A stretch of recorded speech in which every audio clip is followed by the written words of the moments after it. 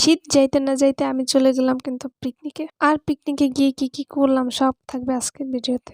তো ইচ্ছে থাকা না সত্ত্বেও অনেক ভোরে উঠতে হচ্ছে ঘুম থেকে, কারণ আমাদের বাস ছিল সকাল 7টায়, তাই আলসেমি না করে 6টায় উঠে অনেক কষ্টে তারপরে বাসে উঠে বসলাম।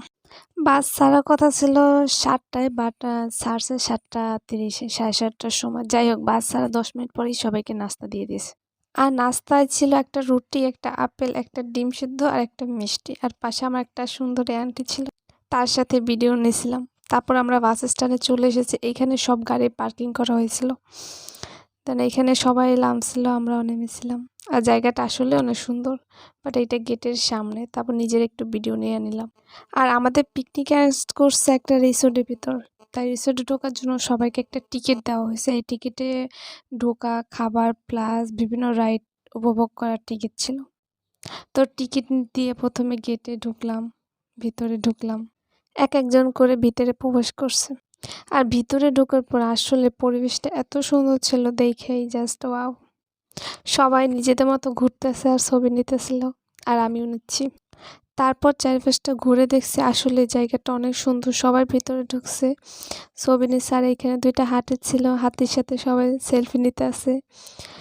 তারপর ভাবলাম যে রাইডে উঠবো। তারপর সামনে দেখি ট্রেনে উঠে পড়লাম। আর এই ট্রেনে করে পার্কটার ভিতরের সম্পূর্ণ জায়গায় আমাদের ঘুরাই নিয়ে আসছে। তো ঘুরে ঠুরে আসার পর দেখি এই বড় চড়কগুলাটা।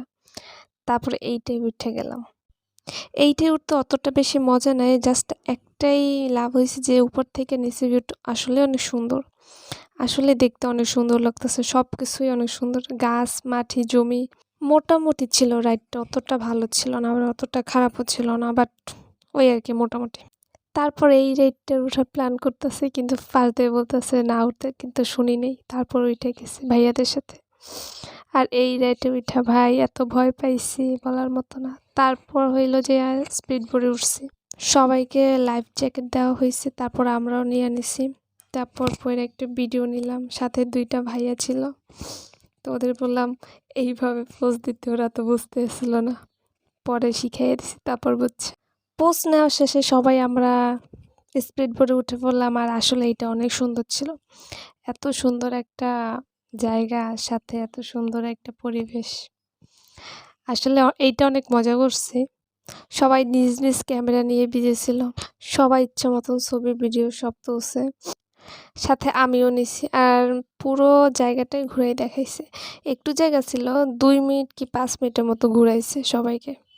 পুরো জায়গাটা একবার রাউন্ড দিছে, তারপর আবার ভিডিও নিয়ে নিছে। আর সবাই কিভাবে ছবি তুলতেছে দাঁড়াইয়া বইসা। এইখানে একটা ঘোরার মতো প্লেস, আর এইখানে এক্সট্রা টিকিট বিক্রি করা হচ্ছে। যাদের কিনা টিকিট শেষ হয়ে গেছে তারা এখানে এক্সট্রা টিকিট কিনছে।